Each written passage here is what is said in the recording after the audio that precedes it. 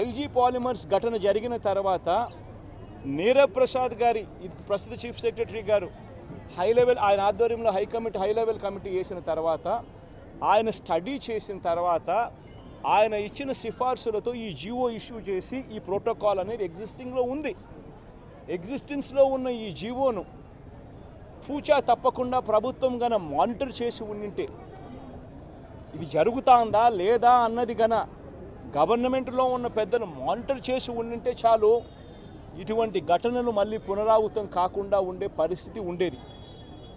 కానీ అన్ఫార్చునేట్గా ఏం జరుగుతూ ఉంది, వీళ్ళ ప్రభుత్వం వచ్చిన తర్వాత గత 3 నెలలుగా ఏం చూస్తూ ఉన్నాము అని అంటే వీళ్ళు గవర్నెన్స్ మీద ధ్యాస లేదు. వీళ్ళకు ప్రజలకు సూపర్ 6, సూపర్ 7, సూపర్ 10ల పేరుతో వాళ్ళు ఇచ్చిన మాటల మీద వీళ్ళకు ధ్యాస లేదు.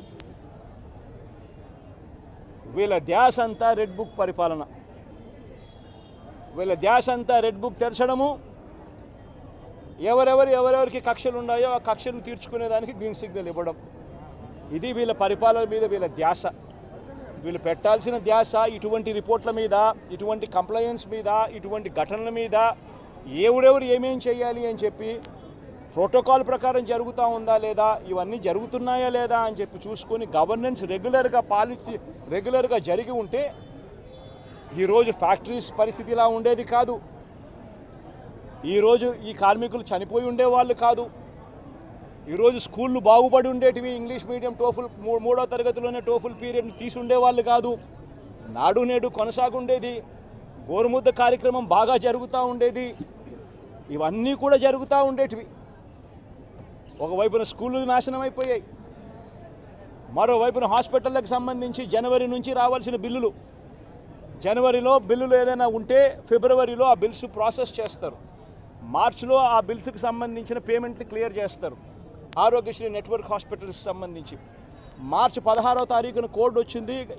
ఇక అప్పటి నుంచి జనవరికి సంబంధించిన బిల్లులు పూర్తి జనవరికి సంబంధించినప్పటి నుంచి ఇప్పటి దాకా ఆరోగ్యశ్రీ బిల్లులు నెట్వర్క్ హాస్పిటల్లో ఇవ్వడం లేదు.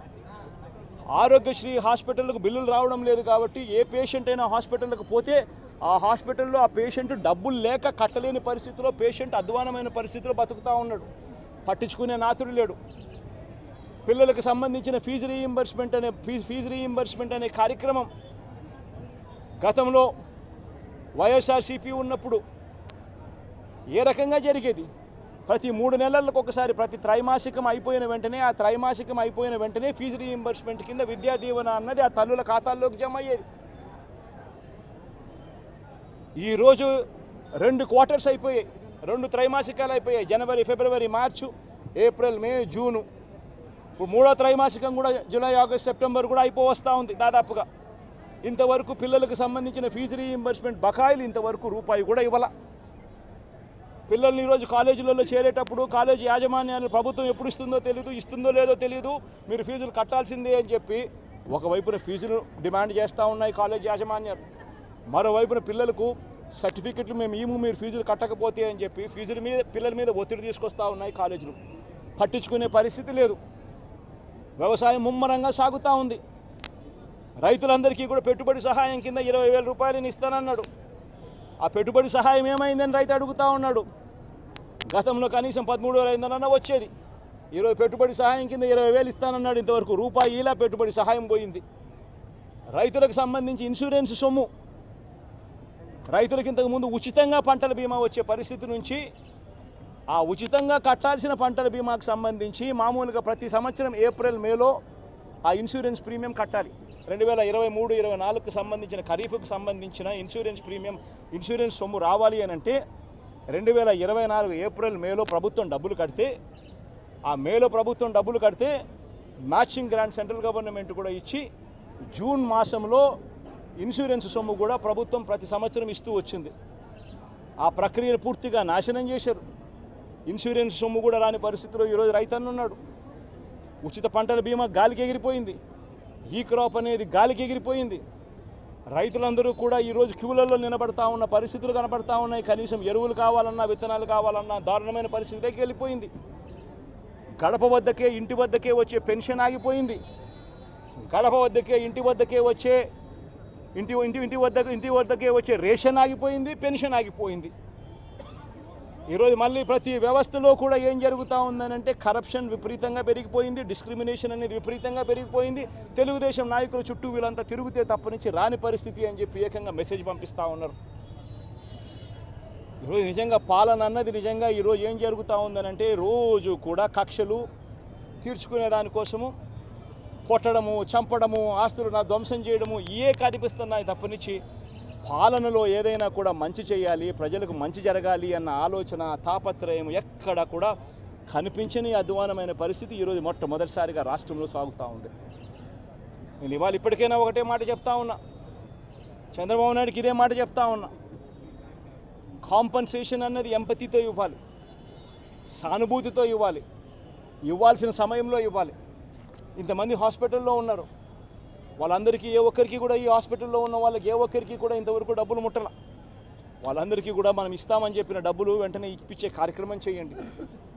ఆ ప్రోటోకాల్ ఏదైతే ఉందో ఫ్యాక్టరీ సెక్యూరిటీస్కి సంబంధించి, ఫ్యాక్టరీ సెక్యూరిటీ పొల్యూషన్ కంట్రోల్కి సంబంధించి ఏదైతే ప్రోటోకాల్ ఎగ్జిస్టెన్స్లో ఉందో ఆ ప్రోటోకాల్ను కనీసం ఇప్పటి నుంచన్నా కనీసం మానిటర్ చేసే దిశగా అడుగులు వేయండి. ఇటువంటి మళ్ళీ పునరావృతం కాకుండా చేసే కార్యక్రమాలు చేయండి. ఆ ఫ్యాక్టరీకి సంబంధించి ఏం జరిగిందో లోతైన ఎంక్వైరీ చేయండి. అడిగినప్పుడు నేను ఇక్కడ బాధితులను పరామర్శించినప్పుడు, బాధితులను అడుగుతా ఉన్నప్పుడు నేను అడిగా, ఆ ఫ్యాక్టరీకి సంబంధించిన విషయాలకు సంబంధించి కూడా తెలుసుకునే ప్రయత్నం చేశా. ఫ్యాక్టరీలో ఏం జరుగుతూ ఉంది, ఫ్యాక్టరీలో ఎస్ఓపీస్ బాగానే పాటించే వాళ్ళ, ఫ్యాక్టరీలో పొల్యూషన్ కంట్రోల్ అనేది స్టాండర్డ్ మెయింటెనెన్స్ చేసే వాళ్ళ అని కూడా అడిగా. అవన్నీ కూడా బాగానే జరిగేటివే అన్న, బాగానే జరిగేటివే, కానీ ఇది ఎందుకు జరిగిందో తెలియదన్నా అని చెప్పి చెప్తా ఉంటాను. నేను ఫ్యాక్టరీలకు సంబంధించి వాళ్ళని ఏదో యాజమాన్యానికి సంబంధించి ఎవరన్నా కానీ ఆ యాజమాన్యం వాళ్ళు ఏదో తప్పులు పట్టాలని ఇంకోటి పట్టాలని నేనేం చెప్పడంలా. బట్ లోతైన ఎంక్వైరీ అయితే జరగాలి, ఎందుకు తప్పు జరిగిందో తెలుసుకోవాలి. తెలుసుకొని ఇటువంటి మళ్ళీ పునరావృతం కాకుండా అటువంటివన్నీ కూడా చెక్స్ పెట్టి దాన్ని బ్లాక్ చేయాలి. ప్లస్ ప్రోటోకాల్ ఏదైతే ఎగ్జిస్టెన్స్లో ఉందో దాన్ని ఇంప్లిమెంట్ చేసే కార్యక్రమం జరగాలి. అప్పుడు మిగిలిన ఫ్యాక్టరీలలో కూడా ఆటోమేటిక్లీ ఎప్పుడైతే చెక్స్ అనేటివి ఎప్పుడైతే రెగ్యులర్గా పీరియాడికల్గా జరగడం మొదలు పెడతాయో అప్పుడు న్యాచురల్గా సేఫ్టీ పారామీటర్స్ పెంచడం జరుగుతుంది. సేఫ్టీ పారామీటర్స్ ఎప్పుడైతే పెరుగుతాయో అప్పుడు ఇటువంటి ఘటనలు జరగకుండా పోతాయి. ఇవన్నీ ఖచ్చితంగా చేయాలి. ఇవన్నీ ఖచ్చితంగా చేయకపోతే మాత్రం మేము కూడా ఖచ్చితంగా మరో 2 వారాలు మరో 3 వారాలు టైం ఇస్తాం. మరో 3 వారాల తర్వాత కూడా ప్రతి ఒక్కరికి కూడా హాస్పిటల్లో ఉన్న వీళ్ళందరికీ కూడా, చనిపోయిన వాళ్ళందరికీ కూడా కాంపన్సేషన్ విషయంలో చంద్రబాబు నాయుడు దగ్గర నుంచి స్పందన రాకపోతే మాత్రం ఖచ్చితంగా వైఎస్ఆర్ కాంగ్రెస్ పార్టీ బాధితుల తరఫున ధర్నాకైనా కూర్చుంటుంది. అవసరమైతే జగన్మోహన్ రెడ్డి స్వయంగా వచ్చి కూడా ధర్నాలో పార్టిసిపేట్ చేస్తారని కూడా ఈ సందర్భంగా ఖచ్చితంగా ఈ ప్రభుత్వాన్ని హెచ్చరిస్తూ తెలియజేస్తాం.